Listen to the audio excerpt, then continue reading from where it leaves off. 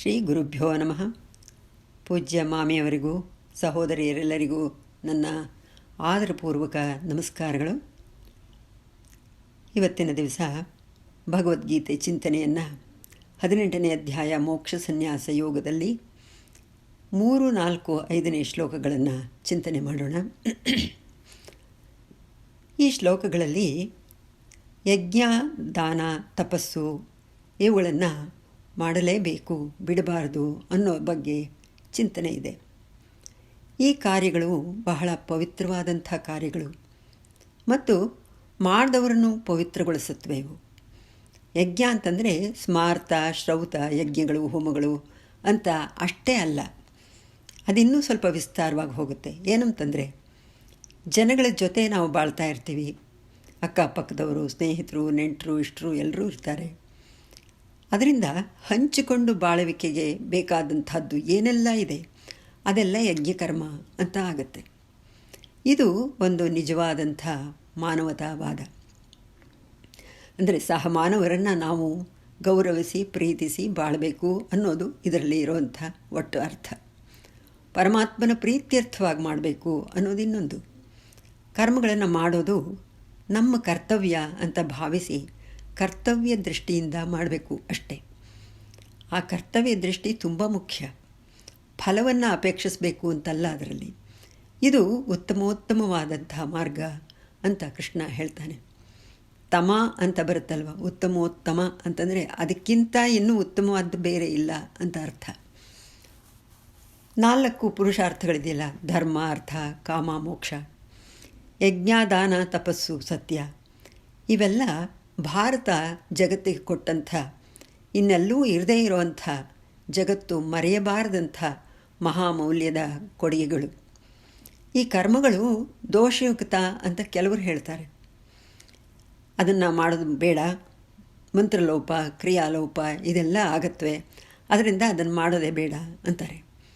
ಮತ್ತು ಕೆಲವರು ವಿದ್ವಾಂಸರು ಯಜ್ಞ, ದಾನ, ತಪಸ್ಸು ಇಂಥ ಕರ್ಮಗಳನ್ನು ಬಿಡಬಾರ್ದು ಅಂತಾರೆ. ಮಾಡಬೇಕು, ಮಾಡಬಾರ್ದು ಅಂತ ಎರಡೂ ತರಹ ಇದ್ದಾರೆ. ಆದರೆ ಕೃಷ್ಣ ಹೇಳೋದು ಮಾಡಲೇಬೇಕು ಅಂತ. ಅದನ್ನು ಕರ್ತವ್ಯ ನಿಷ್ಠೆ ಇಟ್ಕೊಂಡು ಶ್ರದ್ಧೆಯಿಂದ ಮಾಡಬೇಕು, ಫಲಾಪೇಕ್ಷೆ ಬೇಡ ಅಂತ ಹೇಳೋದು ಕೃಷ್ಣ. ಇದರಲ್ಲಿ ಈ ಕರ್ಮಗಳನ್ನು ಯಜ್ಞ, ದಾನ, ತಪಸ್ಸು ಇಂಥದ್ದನ್ನು ತ್ಯಾಗ ಮಾಡೋದು 3 ವಿಧ ಇದೆ. ಅಂದ್ರೇನು? ಸಾತ್ವಿಕ ಕರ್ಮತ್ಯಾಗ, ರಾಜಸಿಕ ಕರ್ಮತ್ಯಾಗ, ಮಾನಸಿಕ ಕರ್ಮತ್ಯಾಗ ಅಂತ ಹೇಳಿ. ಕರ್ಮಗಳನ್ನು ಸಕಾಮವಾಗಿ ಮಾಡುವುದರಿಂದ ಬಂಧನಕ್ಕೆ ಕಾರಣ ಮತ್ತು ಅವು ದೋಷಯುಕ್ತ ಅಂತ ಅನಿಸ್ಬಿಡುತ್ತೆ. ಚಿತ್ತಶುದ್ಧಿ ಬೇಕು ಅಂತ ಅನ್ನೋಂಥ ಉದ್ದೇಶ ಇಟ್ಕೊಂಡು ಮಾಡಿದ್ರೆ ಒಳ್ಳೆಯದು, ಪರವಾಗಿಲ್ಲ. ಯಜ್ಞ, ದಾನ, ತಪಸ್ಸು ಇವುಗಳನ್ನು ಮಾಡೋದು ಮುಖ್ಯವಾಗಿ ಮೋಕ್ಷಾಪೇಕ್ಷೆ ಅನ್ನೋವಂಥ ಗುರಿನ ಇಟ್ಕೋಬೇಕು ಅಂತ. ಒಬ್ಬನಿಗೆ ಆರೋಗ್ಯ ಚೆನ್ನಾಗಿರಲಿಲ್ಲ. ಸ್ವಲ್ಪ ಮಳೆ ಬಂದರೂ ನೆಗಡಿ ಆಗ್ತಾಯಿತ್ತು, ಜ್ವರ ಬರ್ತಾಯಿತ್ತು, ಒದ್ದಾಡ್ತಾ ಇದ್ದ. ಮಂಗಳಾರತಿ ತಗೊಂಡ್ರೆ ಉಷ್ಣ, ತೀರ್ಥ ತಗೊಂಡ್ರೆ ಶೀತ ಅನ್ನುವಂಥ ಸೂಕ್ಷ್ಮವಾದಂಥ ಸ್ವಭಾವ ಆಗಿತ್ತು ಅವನಿಗೆ. ನನಗೇಕೆ ಇಷ್ಟು ಬಲಹೀನತೆ ಅಂತ ಅವನು ತುಂಬ ಯೋಚನೆ ಮಾಡ್ತಿದ್ದ. ದೇವರನ್ನು ಪ್ರಾರ್ಥಿಸ್ತಿದ್ದ, ಕೇಳ್ಕೋತಾ ಇದ್ದ. ಒಂದು ದಿನ ದೇವರು ಅವನ ಕನಸಿನಲ್ಲಿ ಬಂದು ಕಾಣಿಸ್ಕೊಂಡು, ನಿನಗೆ ಆರೋಗ್ಯ ಸುಧಾರಿಸ್ಬೇಕಲ್ಲ, ಅದಕ್ಕೆ ಹೇಳ್ತಾ ಇದ್ದೀನಿ, ನಿನ್ನ ಮನೆ ಹಿಂದೆ ಒಂದು ಸಣ್ಣ ಗುಡ್ಡ ಇದೆಯಲ್ಲ, ಆ ಗುಡ್ಡದ ಅರ್ಧ ದಾರಿಯಲ್ಲಿ ಒಂದು ದೊಡ್ಡ ಬಂಡೆ ಇದೆ. 3 ವರ್ಷ ಸಮಯ ಕೊಡ್ತೀನಿ ನಿನಗೆ. ನೀನು ಆ ಬಂಡೆನ ಗುಡ್ಡದ ತುದಿಗೆ ಮುಟ್ಟಿಸ್ಬೇಕು. ಪ್ರತಿನಿತ್ಯ ಹೋಗಿ ಅದನ್ನು ತಳ್ಳಿ ತಳ್ಳಿ ಮೇಲಕ್ಕೆ ಮಾಡಿ ಅದನ್ನು ತುದಿಗೆ ಮುಟ್ಟಿಸ್ಬೇಕು. ಆವಾಗ ನಿನ್ನ ಆರೋಗ್ಯ ಸರಿ ಹೋಗುತ್ತೆ ಅಂತ ದೇವರು ಹೇಳಿದ್ದು. ಇವನು ಭಗವಂತ ಹೇಳಿರೋದನ್ನು ಕೇಳಿಸ್ಕೊಂಡ. ಮಾಡ್ತೀನಿ ಅಂತ ಸಂಕಲ್ಪ ಮಾಡಿ ಮಾರನೇ ದಿವಸದಿಂದ ಪ್ರತಿದಿನ ಬೆಳಗ್ಗೆ ಸಂಜೆ ಹೋಗೋಕ್ಕೆ ಶುರು ಮಾಡಿದ ಬೆಟ್ಟಕ್ಕೆ. ಹೋಗಿಬಿಟ್ಟು ಅರ್ಧ ಬೆಟ್ಟದಲ್ಲಿ ಅದು ಕಲ್ಲಿತ್ತಲ್ವೇ, ಅದಕ್ಕೆ ಕಾಲನ್ನು ಒತ್ತಿ ಇಟ್ಟು ಉಸಿರು ಹಿಡಿದು ಜೋರಾಗಿ ತಳ್ಳೋದಕ್ಕೆ ಪ್ರಯತ್ನ ಪಡೋಕ್ಕೆ ಶುರು ಮಾಡಿದೆ. ದೊಡ್ಡ ಬಂಡೆ ಅಲ್ವೇ ಅದು ಅಲುಗಾಡಲೂ ಇಲ್ಲ. ಆದರೂ 3 ವರ್ಷ ಬಿಡದೆ ಪ್ರಯತ್ನಿಸ್ದ. ಅಂದರೆ ಅವನ ಮನಸ್ಸು ಎಷ್ಟು ದೃಢವಾಗಿತ್ತು ನೋಡಿ. ಅದು 1 ಇಂಚು ಮೇಲೆ ಹೇರದೆ ಹೋದ್ರೂ ಭಗವಂತ ಹೇಳಿದಾನೆ ಆ ಕೆಲಸ ಮಾಡಲೇಬೇಕು ಅಂತ ಅದು ಒಂದು ಗುರಿ ಇಟ್ಕೊಂಡ್ಬಿಟ್ಟ ಅವನು. ಆಮೇಲೆ ಅವನಿಗೆ 3 ವರ್ಷ ಕಳೆದೋಯ್ತು. ಬಂಡೆ ಒಂದಿಂಚು ಮೇಲೆ ಏರಿಸಲಿಕ್ಕೆ ಸಾಧ್ಯವಾಗಲಿಲ್ಲ. ಭಗವಂತನನ್ನು ಕೇಳಿಕೊಂಡ, ನೀನೂ ಸುಳ್ಳು ಹೇಳೋಕ್ಕೆ ಶುರು ಮಾಡಿಬಿಟ್ಯಾ? 3 ವರ್ಷ ಕಲ್ಲನ್ನು ಮೇಲಕ್ಕೆ ತಳ್ಳಿ ಮೇಲಕ್ಕೆ ಏರಿಸಿದರೆ ಎಲ್ಲ ಸಮಸ್ಯೆ ಪರಿಹಾರ ಆಗುತ್ತೆ ಅಂತ ಹೇಳಿದ್ಯಲ್ಲ. ನೀನು ಹೇಳಿದಂತೆ ಮಾಡಿದೆ, ಆದರೆ ಆ ಕಲ್ಲನ್ನು ನನಗೆ ಮೇಲೆ ಹಾಕೋಕ್ಕಾಗಲೇ ಇಲ್ಲ, ಸ್ವಲ್ಪನೂ ಅಲುಗಾಡಲಿಲ್ಲ, ಏನು ಮಾಡೋದು ಅಂದ. ಅದಕ್ಕೆ ಭಗವಂತ ಹೇಳ್ದ, ಅದು ಬಿಡು, ಅದೇನು ಅಷ್ಟ ಮುಖ್ಯ ಅಲ್ಲ, ನಿನ್ನ ಆರೋಗ್ಯ ಹೇಗಿದೆ ಈಗ ಅಂತ ಕೇಳ್ದ ಭಗವಂತ. ಇವನಿಗಿದ್ದಿದ್ದು ಆರೋಗ್ಯದ ಸಮಸ್ಯೆ, ಅದು ಸರಿ ಹೋಗಿದೆ. ಕಲ್ಲು ತಳ್ಳಿ ತಳ್ಳಿ ಪೈಲ್ವಾನ್ ಆಗಿಬಿಟ್ಟಿದ್ದಾನೆ ಇವಾಗ ಅವನು. ಕಲ್ಲು ತಳ್ಳಲು ಹೇಳಿದ್ದು ಮುಖ್ಯವಾಗಿ ಅವನ ಆರೋಗ್ಯ ಸರಿ ಹೋಗಲಿ ಅಂತ. ಈಗ ಆ ಸಮಸ್ಯೆ ಇಲ್ಲ, ಆರೋಗ್ಯ ಸರಿ ಹೋಗಿಬಿಟ್ಟಿದೆ, ಗುರಿ ಮುಟ್ಟಿಬಿಟ್ಟ. ಹೀಗೆ ನಿರಂತರವಾಗಿ ಬಿಡದೆ ಕರ್ಮಗಳನ್ನು, ಯಜ್ಞ, ದಾನ, ತಪಸ್ಸು ಇಂಥದ್ದನ್ನು ಮೋಕ್ಷಾಪೇಕ್ಷೆ ಇಟ್ಕೊಂಡು ಗುರಿ ಮಾಡಿ ಸಾಧಿಸಬೇಕು ಅಂತ ಹೇಳುವಂಥದ್ದಿದು. ಇಲ್ಲಿಗೆ ಕಾಲಾವಕಾಶ ಮುಗೀತು, ನಾನು ಮುಗಿಸ್ತೇನೆ. ನಾಳೆ ನಿಮಗೆ ಮತ್ತೆ ಮುಂದುವರಿಸ್ತೀನಿ. ನಮಸ್ಕಾರ. ಶ್ರೀ ಗುರುಭ್ಯೋ ನಮಃ. ಪೂಜ್ಯ ಮಾಮಿಯವರಿಗೂ ಸಹೋದರಿಯರೆಲ್ಲರಿಗೂ ನನ್ನ ಆದರಪೂರ್ವಕ ನಮಸ್ಕಾರಗಳು. 18ನೇ ಅಧ್ಯಾಯ ಮೋಕ್ಷ ಸನ್ಯಾಸ ಯೋಗದ ಚಿಂತನೆಯನ್ನು ಮುಂದುವರಿಸೋಣ. ಇವಾಗ ನೆನ್ನೆಯ ದಿವಸ ಯಜ್ಞ, ದಾನ, ತಪಸ್ಸು ಈ ವಿಷಯವಾಗಿ ಸ್ವಲ್ಪ ಹೇಳಿದ್ದೆ. ಕೆಲವರು ಅದು ದೋಷಯುಕ್ತವಾಗಿರುತ್ತೆ, ಮಂತ್ರಲೋಪ ಆಗುತ್ತೆ, ಕ್ರಿಯಾಲೋಪ ಆಗುತ್ತೆ, ಬಿಟ್ಬಿಡಬೇಕು ಅದನ್ನು ಅಂತ ಕೆಲವರ ಅಭಿಪ್ರಾಯ. ಇನ್ನು ಕೆಲವರು ಇಲ್ಲ ಅದನ್ನು ಮಾಡಲೇಬೇಕು, ಮಾಡದೆ ಹೋದರೆ ಸರಿ ಹೋಗೋದಿಲ್ಲ. ಯಾಕೆ ಅಂತಂದರೆ ಮುಖ್ಯವಾಗಿ ಬೇಕಾಗಿರೋದು ನಮ್ಮ ಜೀವಿತದಲ್ಲಿ ಮೋಕ್ಷಾಪೇಕ್ಷೆ, ಗುರಿ ಆಗಬೇಕು. ಈ ಗುರಿಯನ್ನು ಸಾಧಿಸಬೇಕಾದ್ರೆ ಈ ಯಜ್ಞ, ದಾನ, ತಪಸ್ಸುಗಳನ್ನು ಮಾಡ್ತಾ ಇರಬೇಕು ಅಂತ ಹೇಳೋದು. ಮಾಡದೆ ಹೋದರೆ ನಾವು ಗುರಿಯನ್ನು ಸಾಧಿಸೋದಕ್ಕೆ ಆಗೋದಿಲ್ಲ ಅಂತ. ಇವತ್ತು ವಿಹಿತವಾದಂಥ, ಅಂದರೆ ನಾವು ಮಾಡಲೇಬೇಕು ಅನ್ನುವಂಥದ್ದು ಕರ್ಮಗಳ ಸನ್ಯಾಸ ಯುಕ್ತವಲ್ಲ ಅಂತ. ಕರ್ಮ ಸನ್ಯಾಸ ಅಂದ್ರೇನು? ಕರ್ಮ ಬಿಟ್ಬಿಡೋದು ಅಂತ. ಅಜ್ಞಾನದಿಂದ ಅದನ್ನು ಪರಿತ್ಯಜಿಸೋದು ತಾಮಸವಾಗುತ್ತೆ. ನಿಯತಸ್ಯತು ಕರ್ಮಣಃ ಅಂದರೆ ನಿಯತವಾದಂಥ, ಮಾಡಲೇಬೇಕಾದಂಥ ಕರ್ಮಗಳು ನಮಗೆ ಪ್ರತಿನಿತ್ಯ ಕೆಲವಿರುತ್ತೆ, ಅದನ್ನು ಮಾಡಲೇಬೇಕು, ಬಿಡಬಾರ್ದು. ಅದನ್ನು ಆಯಾ ವರ್ಣಾಶ್ರಮದವರಿಗೆ ವಿಹಿತವಾದಂಥ ಸಂಧ್ಯಾವಂದನೆ, ಪಂಚಮಹಾಯಜ್ಞಗಳು, ಅಧ್ಯಯನ, ಅಧ್ಯಾಪನ, ಉಪದೇಶ, ಯುದ್ಧ, ಪ್ರಜಾಪಾಲನೆ, ಪಶುಪಾಲನೆ, ಕೃಷಿ, ವ್ಯಾಪಾರ ಇತ್ಯಾದಿಗಳನ್ನು ಬಿಡೋದು ಸರಿಯಲ್ಲ. ಇವಾಗ ಕೃಷಿ ಮಾಡದೆ ಕೈ ಬಿಟ್ಬಿಟ್ರು ಕೂತ್ಕೊಂಡ್ಬಿಟ್ರೆ ಏನಾಗುತ್ತೆ? ಹೊಟ್ಟೆಗೆ ತಣ್ಣೀರು ಬಟ್ಟೆ ಹಾಕೋಬೇಕಾಗುತ್ತೆ, ಅವಾಗ ಆಹಾರವೇ ಇರೋದಿಲ್ಲ. ವ್ಯಾಪಾರನೂ ಅಷ್ಟೇ, ವ್ಯಾಪಾರ ಮಾಡದೆ ಹೋದರೆ ಆ ವ್ಯಾಪಾರಿಗೆ ಇನ್ನು ಬೇರೆ ತರಹ ಆದಾಯ ಬರೋದು ಎಲ್ಲಿಂದ? ಅದರಿಂದ ಅದನ್ನು ಮಾಡಲೇಬೇಕಾಗತ್ತೆ. ರಾಜನಿಗೆ ಪ್ರಜಾಪಾಲನೆ ಮಾಡೋದು ಕರ್ತವ್ಯ, ಅದು ಕ್ಷತ್ರಿಯ ಯೋಧನಿಗೆ ಯುದ್ಧ ಮಾಡೋದೇ ಕರ್ತವ್ಯ ಆಗಿರುತ್ತೆ. ಇನ್ನು ಬ್ರಾಹ್ಮಣರಿಗೆ ಅಧ್ಯಯನ, ಅಧ್ಯಾಪನ ಹೇಳಿದ್ದಾರೆ. ಅಧ್ಯಯನ ಮಾಡಬೇಕು, ಜ್ಞಾನವನ್ನು ಗಳಿಸಬೇಕು, ಗಳಿಸಿದ್ದನ್ನು 4-6 ಜನಕ್ಕೆ ಹಂಚಬೇಕು. ನಾವು ಜ್ಞಾನವನ್ನು ಪಡ್ಕೊಂಡು ಆ ಜ್ಯೋತಿಯಿಂದ ಇನ್ನೂ 10 ಜ್ಯೋತಿಗಳನ್ನು ಹತ್ತಿಸಬೇಕು, ಅವರಿಗೆ ಜ್ಞಾನವನ್ನು ಉಪದೇಶ ಮಾಡಬೇಕು. ಇದು ಕರ್ತವ್ಯಗಳು, ಸುಮ್ಮನೆ ಕೂತ್ಕೊಳ್ಳೋ ಹಾಗಿಲ್ಲ.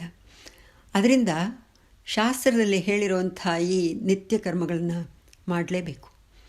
ಜ್ಞಾನಾನುಭವವೂ ಇಲ್ಲದೆ ಕರ್ಮ ಸನ್ಯಾಸ ಎಂಬುದಕ್ಕೆ ಸರ್ವ ಕರ್ಮಗಳನ್ನು ಬಿಡೋದು ಅಂತ ಅರ್ಥ ಮಾಡಿಕೊಂಡು ನಿಯತವಾದಂಥ ಕರ್ಮಗಳನ್ನು ಬಿಟ್ಟುಬಿಡೋದು ತಾಮಸ ತ್ಯಾಗ ಅಂತ ಆಗುತ್ತೆ. ಅಂದ್ರೇನು? ಅಜ್ಞಾನಿಗಳು ಮಾಡುವಂಥ ಕೆಲಸ ಅದು ಅಂತ ಆಗ್ಬಿಡುತ್ತೆ. ಇನ್ನು ಮುಂದಕ್ಕೆ ಒಂದು ವೇಳೆ ವಿಶುದ್ಧ ಚಿತ್ತನಾಗಿದ್ದು ಅಂತಂದರೆ, ಚಿತ್ತಶುದ್ಧಿ ಸಿಕ್ಕಿ ಜ್ಞಾನಿಯಾಗಿದ್ದು ಧ್ಯಾನದಲ್ಲೇ ಇರಲು ಸಾಧ್ಯವಾಗಿದ್ದರೆ ಅಂಥ ವ್ಯಕ್ತಿ ಕರ್ಮ ಮಾಡದೇ ಇದ್ದರೂ ಬಾಧಕವಿಲ್ಲ, ಅಂದರೆ ತೊಂದರೆ ಇಲ್ಲ ಅಂತ ಹೇಳೋದು. ಅಂದರೆ ಇಂಥವ್ರು ಎಷ್ಟು ಜನ ಸಿಗ್ತಾರೆ? 1000ದಲ್ಲಿ ಒಬ್ಬರು ಇರ್ತಾರೋ ಏನೋ ಅಷ್ಟೇ. ಅವರೊಬ್ಬರು ಕೆಲಸ ಮಾಡದೆ ಹೋದರೆ ಏನೂ ತೊಂದರೆ ಇಲ್ಲ. ಆದರೆ ಅವರೊಬ್ಬರು ಕೆಲಸ ಮಾಡಿ 999 ಜನನೂ ಸುಮ್ಮನಿದ್ರೆ ಅದು ತುಂಬ ತೊಂದರೆ. ಅದು ಹಾಗಿರಬಾರ್ದು. ಅದರಿಂದ ಅವನಿಗೆ ಕರ್ಮಾಚರಣೆ ಅಂದರೆ ಫಲವಾದ ಚಿತ್ತಶುದ್ಧಿ ಸಿಕ್ಕಿಬಿಟ್ಟಿರುತ್ತೆ ಜ್ಞಾನಿಗೆ. ಹೀಗೆ ಧ್ಯಾನ ಸಿದ್ಧಿ ಇಲ್ಲದವನು ಅದಕ್ಕೆ ಪೋಷಕವಾದಂಥ ಕರ್ಮಗಳನ್ನು ಬಿಡಬಾರ್ದು. ಕೇವಲ ಕರ್ಮಗಳನ್ನು ಮಾಡೋದು ಕಷ್ಟ ಅಂತ ಭಾವಿಸ್ಕೊಂಡು ಕರ್ಮತ್ಯಾಗ ಮಾಡೋದರಿಂದ ತ್ಯಾಗಿ ಅಂತ ಅನ್ನಿಸ್ಕೊಳ್ಳೋದಿಲ್ಲ. ಅವನಿಗೆ ತ್ಯಾಗ ಮಾಡಿದ ಫಲವೂ ಕೂಡ ಬರೋದಿಲ್ಲ. ಇದನ್ನು ಬರೀ ರಾಜಸತ್ಯಾಗ ಅಂತ ಹೇಳ್ತಾರೆ. ಅರ್ಜುನನಿಗೆ ಕೃಷ್ಣ ಹೇಳ್ತಾನೆ, ಸಂಗಂ ತ್ಯಕ್ತ್ವ ಫಲಂ ಚೈವ ಅಂತ. ನಿಯತ ಕರ್ಮಗಳನ್ನು, ಸಂಘವನ್ನೂ ಫಲವನ್ನೂ ಬಿಟ್ಟು ಕರ್ತವ್ಯ ದೃಷ್ಟಿಯಿಂದ ನಿಯತವಾಗಿ ಮಾಡಿದರೆ ಆ ತ್ಯಾಗ ಸಾತ್ವಿಕ ಅನಿಸುತ್ತೆ. ಅಂದರೆ ಆ ಫಲ ಬಿಡೋದು, ನಿಯತವಾದಂಥ ಕರ್ಮಗಳನ್ನು ಮಾಡೋದು, ಅದು ತ್ಯಾಗದ ಸಾತ್ವಿಕ ತ್ಯಾಗ ಅಂತ ಆಗುತ್ತೆ. ಈ ಕರ್ಮವನ್ನು ಮಾಡೋದು ಕರ್ತವ್ಯ. ಕರ್ಮದ ಸಲುವಾಗಿ ಕರ್ಮವನ್ನು ಮಾಡಬೇಕು.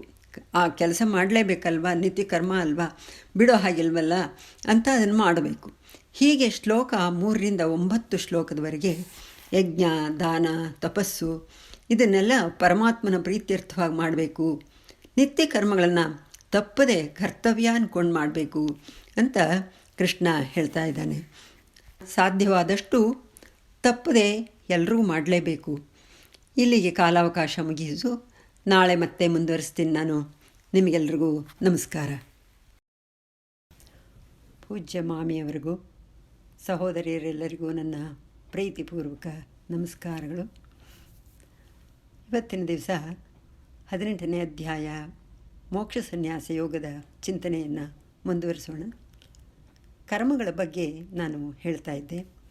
ಅದನ್ನೇ ಇನ್ನಷ್ಟು ವಿವರಣೆ ಕೃಷ್ಣ ಕೊಡ್ತಾನೆ. ಕರ್ಮವನ್ನು ತ್ಯಜಿಸೋದು ಕಷ್ಟ, ಕರ್ಮ ಫಲವನ್ನು ತ್ಯಾಗ ಮಾಡೋದು ಕಷ್ಟ. ಎರಡೂ ಕಷ್ಟ, ಅದು ಎಲ್ರಿಗೂ ಗೊತ್ತೇ ಇರುತ್ತೆ. ಹೌದು, ಎಷ್ಟೋ ಕೆಲಸಗಳು ಬಹಳ ಕಷ್ಟವಾದ್ದರಿಂದ ಮಾಡೋದಕ್ಕೆ ಅಯ್ಯೋ ಹೋಗಲಿ ಮಾಡದೇ ಇದ್ದರೂ ಆಯಿತು ಅಂದ್ಕೊಂಡ್ಬಿಡ್ತೀವಿ.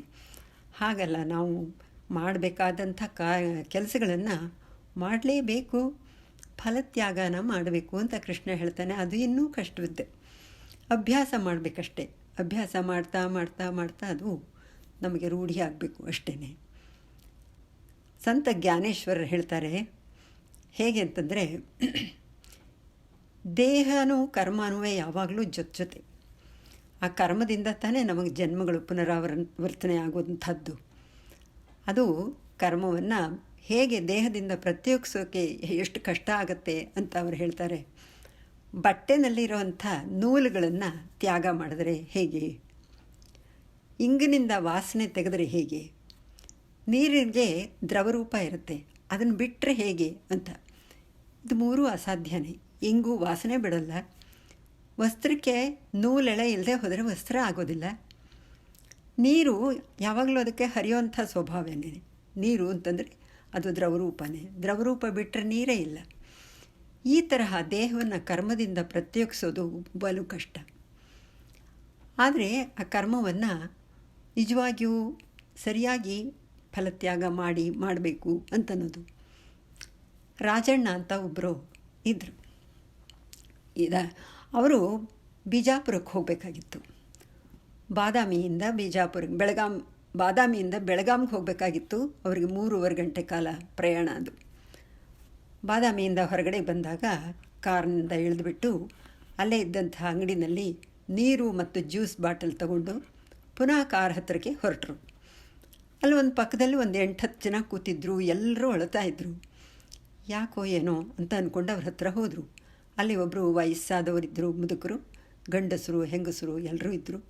ಮುದುಕರು ತಲೆಗೆ ಒಂದು ರುಮಾಲು ಸುತ್ತಿದ್ರು. ಕೂತ್ಕೊಳ್ಳೋಕ್ಕೂ ಆಗದೆ ನಿಂತ್ಕೊಳ್ಳೋಕ್ಕೂ ಆಗದೆ ಒದ್ದಾಡ್ತಾಯಿದ್ರು.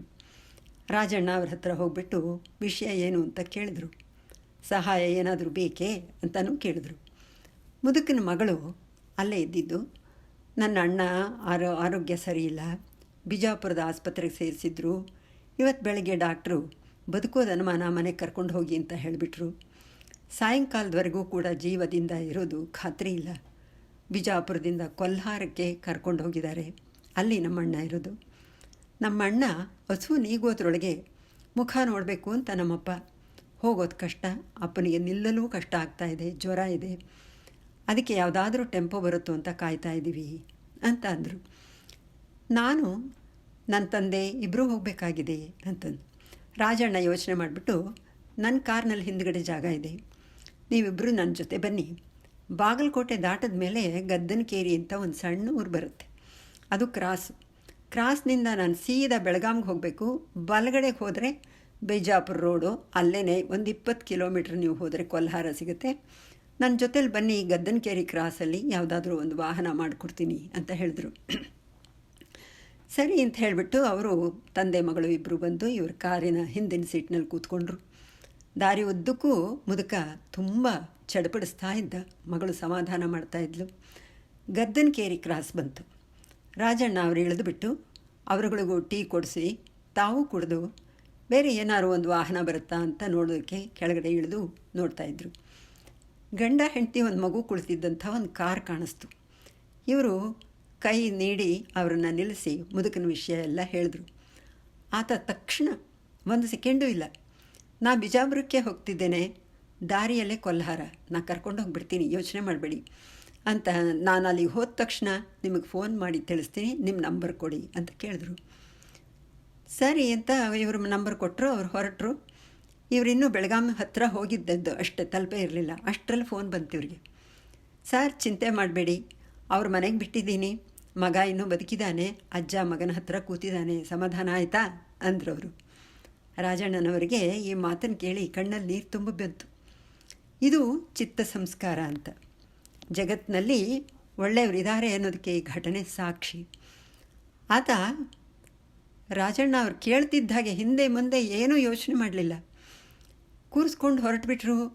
ಅಲ್ಲಿ ಹೋಗಿ ಮಗನ ಹತ್ರ ತಂದೆನ ಕೂರಿಸಿ ಮಾತಾಡಿ ಇವ್ರಿಗೂ ವಾಪಸ್ಸು ಫೋನ್ ಮಾಡಿ ಎಲ್ಲ ಮಾಡಿ, ಇದು ನಿಷ್ಕಲ್ಮಶವಾದಂಥ ಕರ್ಮ ಮಾಡೋವಂಥ ರೀತಿ. ಅದು ಅದರದ್ದು ಫಲ, ಅದರ ಬಗ್ಗೆ ಏನಾತ ಯೋಚನೆ ಮಾಡಲಿಲ್ಲ. ತಕ್ಷಣ ಒಪ್ಕೊಂಡ್ರು, ಕರ್ಕೊಂಡು ಹೋದರು, ಮಗನ ಹತ್ರ ಬಿಟ್ಟರು, ಇವ್ರಿಗೆ ಫೋನ್ ಮಾಡಿದರು, ಆಯಿತು ಅಂಥೇಳಿ ಹೊರಟುಬಿಟ್ರು ಅವರು. ಇದು ಈ ತರಹ ಕೆಲಸ ಮಾಡೋವಂಥ ಸ್ವಭಾವ ಬರಬೇಕು ಎಲ್ರಿಗೂ ಅಂತ ಕೃಷ್ಣ ಹೇಳೋದು. ಅಂದ್ರೇನು, ಪ್ರತಿಫಲಾಪೇಕ್ಷೆ ಅಲ್ಲಿ ಇಲ್ಲವೇ ಇಲ್ಲ ಆತನಿಗೆ. ಆದ್ದರಿಂದ ಇದನ್ನು ನಾವು ಅಭ್ಯಾಸ ಮಾಡ್ಬೋದು. ಯೋಚನೆ ಮಾಡಿಕೊಂಡು ನಾವು ಸ್ವಲ್ಪ ಸ್ವಲ್ಪ, ಒಂದೇ ಸಲ ಬರೋದಿಲ್ಲ, ಸ್ವಲ್ಪ ಸ್ವಲ್ಪ ಪ್ರಯತ್ನ ಪಟ್ಟು ರೂಢಿಸ್ಕೋಬೇಕಷ್ಟೇ. ಇಲ್ಲಿಗೆ ಕಾಲಾವಕಾಶ ಮುಗೀತು. ನಾಳೆ ಮತ್ತೆ ಮುಂದುವರಿಸ್ತೀನಿ. ನಿಮಗೆಲ್ರಿಗೂ ನಮಸ್ಕಾರ. ಶ್ರೀ ಗುರುಭ್ಯೋ ನಮಃ. ಪೂಜ್ಯ ಮಾಮಿಯವರಿಗೂ ಸಹೋದರಿಯರೆಲ್ಲರಿಗೂ ನನ್ನ ಪ್ರೀತಿಪೂರ್ವಕ ನಮಸ್ಕಾರಗಳು. ಭಗವದ್ಗೀತೆ ಚಿಂತನೆ, ಇದರಲ್ಲಿ 18ನೇ ಅಧ್ಯಾಯ ಮೋಕ್ಷ ಸನ್ಯಾಸ ಯೋಗದ 13-14ನೇ ಶ್ಲೋಕಗಳದ್ದು ಚಿಂತನೆಯನ್ನು ಇವತ್ತು ಮಾಡೋಣ. ಕೃಷ್ಣ ಕರ್ಮಗಳ ಬಗ್ಗೆ ಹೇಳಿದ್ದಾನೆ ಬೇಕಾದಷ್ಟು. ಈ ಕರ್ಮಗಳಿಗೆ 3 ವಿಧವಾದ ಫಲಗಳುಂಟು ಅಂತ ಹೇಳ್ತಾನೆ. ಕೆಟ್ಟ ಕೆಲಸ ಮತ್ತು ಒಳ್ಳೆಯ ಕೆಲಸ, ಒಳ್ಳೆಯದು ಮತ್ತು ಕೆಟ್ಟ ಕೆಲಸ ಸೇರಿಕೊಂಡು ಅಂತ, ಇದು 3 ವಿಧ. ಒಳ್ಳೆಯ ಕೆಲಸಕ್ಕೆ ಇಷ್ಟ ಫಲ ಅಂತ ಬರುತ್ತೆ, ಅಂದರೆ ಏನು ಇಷ್ಟ ಆಗಿರುತ್ತೋ ಆ ಫಲ ಬರುತ್ತೆ. ಕೆಟ್ಟ ಕೆಲಸಕ್ಕೆ ಅನಿಷ್ಟ ಫಲ ಅಂತ, ಅಂದರೆ ಅವರು ಅಂದ್ಕೊಂಡಿದ್ದಂಥ ಫಲ ಸಿಗೋದಿಲ್ಲ, ಇನ್ಯಾವುದೋ ಸಿಕ್ಕಿಬಿಡುತ್ತೆ. ಒಳ್ಳೆಯದು ಕೆಟ್ಟದ್ದು ಎರಡನ್ನೂ ಮಾಡೋ ಅಂಥವ್ರು ಇರ್ತಾರೆ, ಅಂಥವ್ರಿಗೆ ಮಿಶ್ರ ಫಲ ಅಂತ ಬರುತ್ತೆ. ಅಂದ್ರೇನು, ಒಳ್ಳೆಯದು ಕೆಟ್ಟದ್ದು ಎರಡೂ ಥರ ಫಲಗಳು ಅವರಿಗೆ ಸಿಗೋದುಂಟು. ಇನ್ನು ನಿಜವಾದಂಥ ಸನ್ಯಾಸಿಗಳು, ನಿಜವಾದಂಥ ಅಂತಂದ್ರೇನು, ಸನ್ಯಾಸಾಶ್ರಮದಲ್ಲಿ ಹೇಗಿರಬೇಕೋ ಅಂಥ ಸನ್ಯಾಸಿಗಳು, ಅವರುಗಳು ಫಲಾಪೇಕ್ಷೆ ಇಲ್ಲದೇ ಅವರು ಕರ್ಮಗಳನ್ನು ಮಾಡ್ತಾರೆ. ಅವರಿಗೆ ಫಲ ಇರೋದಿಲ್ಲ, ಬರೀ ಕರ್ಮ ಅಷ್ಟೇ ಮಾಡಿರ್ತಾರೆ, ಅಷ್ಟೇನೇ. ಆ ತರಹ ಇರುತ್ತೆ.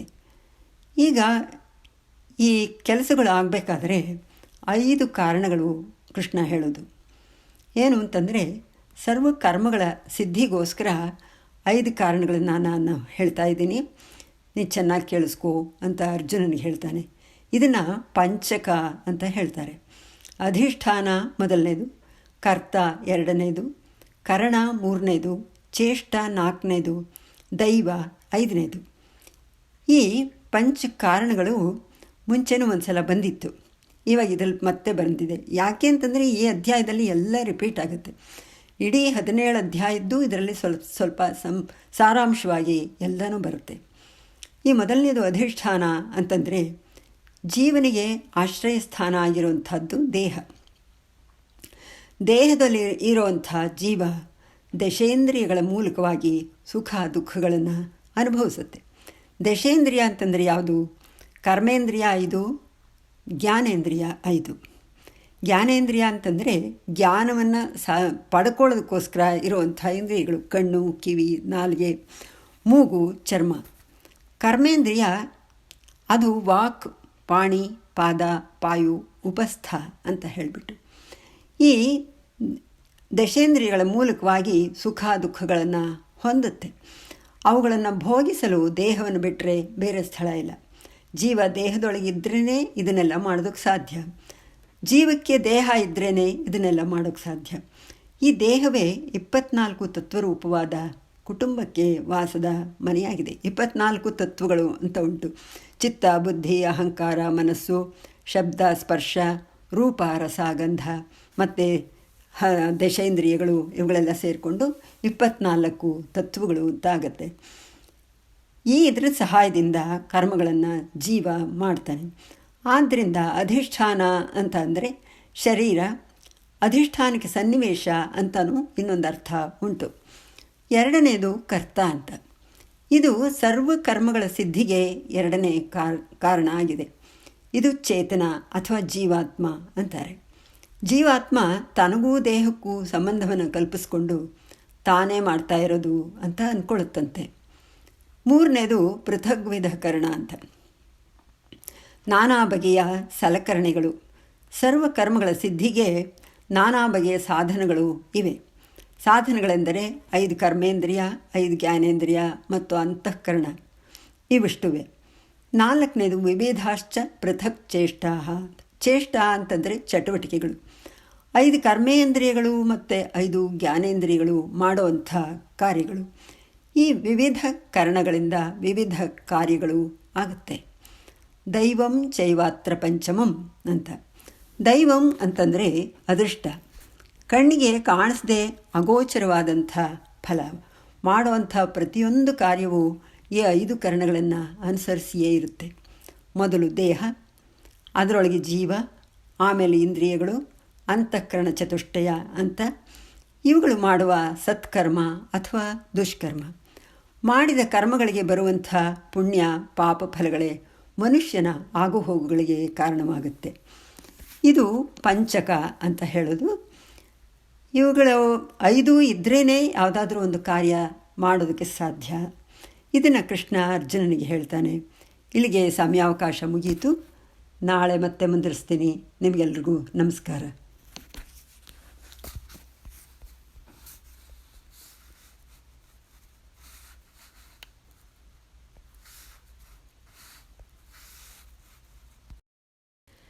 ಶ್ರೀ ಗುರುಭ್ಯೋ ನಮಃ.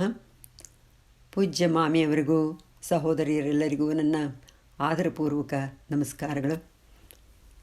ಇವತ್ತು ಭಗವದ್ಗೀತೆ ಚಿಂತನೆಯಲ್ಲಿ 13-14ನೇ ಶ್ಲೋಕಗಳನ್ನು ವಿವರಣೆ ಕೊಡ್ತೀನಿ. ನೆನ್ನೆನೂ ಸ್ವಲ್ಪ ಕೊಟ್ಟಿದ್ದೆ, ಇವತ್ತು ಅದನ್ನೇ ಮುಂದುವರಿಸ್ತಾ ಇದ್ದೀನಿ.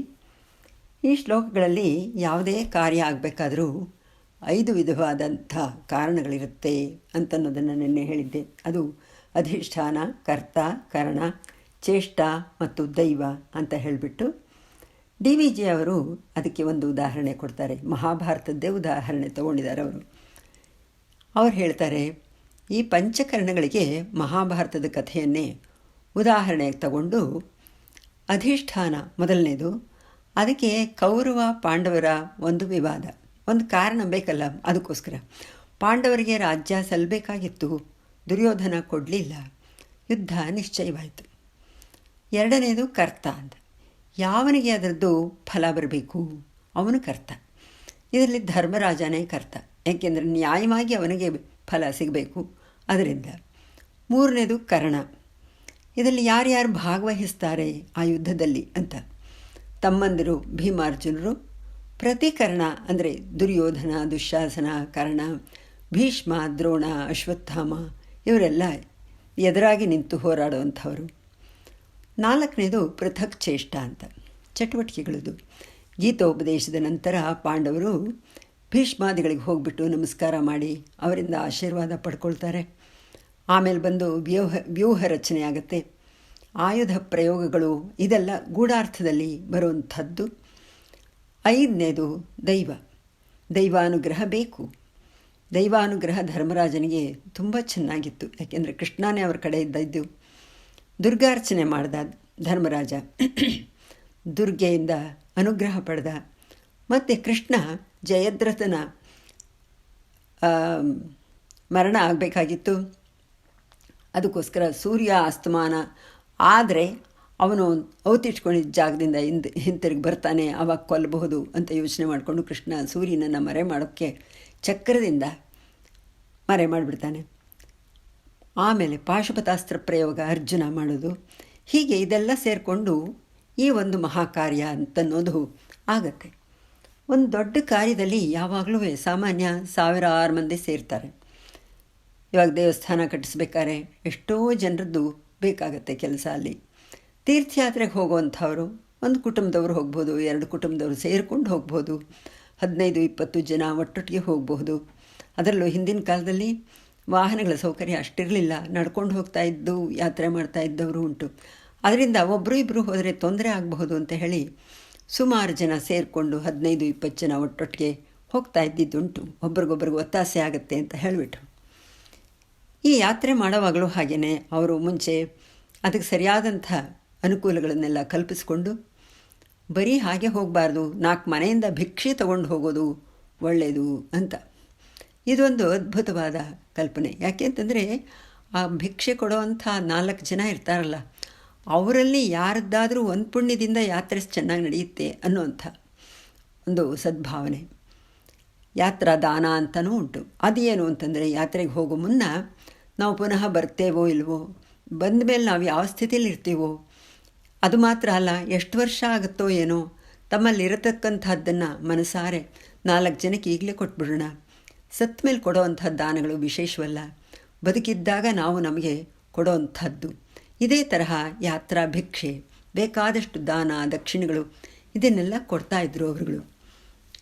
ಅದೇ ಥರ ಸಜ್ಜನ್ ರಾವ್ ಅಂತ ಬೆಂಗಳೂರಿನಲ್ಲಿ ಮಹಾಪ್ರಖ್ಯಾತಿಯವರು.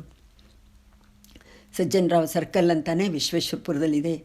ಆ ದೇವಸ್ಥಾನಕ್ಕೂ ಕೂಡ ಸುಬ್ರಹ್ಮಣ್ಯ ದೇವಸ್ಥಾನ, ಅದರದ್ದು ಗೋಪುರ ಇದನ್ನೆಲ್ಲ ಕಟ್ಟಿಸಿದ್ದು ಅವರೇ. 10 ಜನದಿಂದ ಮರಿ ಎತ್ತಿ ತಾವು ದುಡ್ಡು ಹಾಕಿ ಮಾಡಿದಂಥ ಮಹನೀಯರವರು. ಅವರು ಹೇಳ್ತಾಯಿದ್ರು, ಒಂದು ಕಿಲುಬು ಕಾಸನ್ನು ಅಥವಾ ಒಂದು ದಮಡಿಯನ್ನು ಬೇರೆಯವರಿಂದ ತಗೊಂಡ್ರೂ ಅದು ದೊಡ್ಡ ಫಲ ಅಂತ ಭಾವನೆ. ಏಕೆ ಅಂತಂದರೆ ಸಜ್ಜನರ ಧನ ಇದಕ್ಕೆ ಮೂಲಧನ ಆಗಬೇಕು ಅಂತ. ಆ ಕಾರಣದಿಂದ ತೆಗೆದುಕೊಳ್ಳೋದು ಮಾತ್ರ ಅಲ್ಲ, ಅವರನ್ನು ಹೋಗಿ ಬೇಡಬೇಕು ಅಂತ. DVG ಅವರು ತಮ್ಮ ಜ್ಞಾಪಕ ಚಿತ್ರ ಶಾಲೆಯಲ್ಲಿ ಧರ್ಮಪ್ರಕಾಶ ಸಜ್ಜನರಾಯರ ವಿಷಯವಾಗಿ ಒಂದು ಲೇಖನ ಬರೆದಿದ್ದಾರೆ. ಸರ್ಕಲ್ನಲ್ಲಿರುವ ಸುಬ್ರಹ್ಮಣ್ಯ ದೇವಸ್ಥಾನದ ಗೋಪುರ ನಿರ್ಮಾಣ ಮಾಡಬೇಕಾದ್ರೆ ಇವರು ಗಂಡ ಹೆಂಡತಿ ಇಬ್ಬರೂ ಮಡಿಯುಟ್ಟು 4-6 ಸಜ್ಜನರ ಮನೆಗೆ ಹೋಗಿ ಕೈ ಬೊಗಸೆಯನ್ನು ಒಡ್ಡಿ ದಾನ ಬೇಡಿದ್ರಂತೆ. ಒಳ್ಳೆಯ ಕೆಲಸ ಮಾಡುವಾಗ ಹೆಮ್ಮೆಯನ್ನು ಬಿಡಬೇಕು. ಒಳ್ಳೆಯ ಕೆಲಸ ಮಾಡಲು ಹೊರಟಾಗ ಬೇರೆಯವರ ಹಣವನ್ನು ಯಾಚಿಸಿ ನಮ್ಮದರ ಜೊತೆಗೆ, ನಮ್ಮದು ಹಣ ಯಾವ ತರಹ ಇರುತ್ತೆ ಅಂತ ನಮಗೆ ಗೊತ್ತಿಲ್ಲ, ಅದರಿಂದ ಅದರ ಜೊತೆಗೆ ಅವರು ಕೊಟ್ಟಿದ್ದನ್ನು ಸೇರಿಸಿದ್ರೆ ಅದು ತುಂಬ ಪುಣ್ಯ ಕಾರ್ಯ ಅಂತ ಸೇರಿಸಿ ಕಾರ್ಯ ಶುರು ಮಾಡಿದರೆ ಒಳ್ಳೆಯದು ಅಂತ. ನಾವು ಸಂತರ್ಪಣೆ ಮಾಡುವಾಗಲೂ ಹಾಗೆಯೇ ಭಗವಂತನಿಗೆ ನಿವೇದನೆ ಮಾಡಿ ಬಡಿಸ್ತೇವೆ. ಯಾಕೆ ಅಂತಂದರೆ ಭಗವಂತನಿಗೆ ನಿವೇದನೆ ಆದಾಗ ಅದು ವೃದ್ಧಿಯಾಗಿ ಎಲ್ಲರಿಗೂ ಹಂಚುವಾಗ ಕಮ್ಮಿ ಬೀಳೋದಿಲ್ಲ ಅಂತ. ಎಷ್ಟೋ ದೇವಸ್ಥಾನಗಳಲ್ಲೆಲ್ಲ 1000 ಜನಕ್ಕೆ ಸಂತರ್ಪಣೆ ಮಾಡುವಂಥ ಸಂದರ್ಭದಲ್ಲಿ ಪರಮಾತ್ಮನ ನಿವೇದನೆಯನ್ನು ಬೆರೆಸಿದ್ರೆ ಅದು ಅಕ್ಷಯ ಆಗುತ್ತೆ ಅಂತ. ಇದು ಬಹಳ ಒಳ್ಳೆಯ ಭಾವನೆ.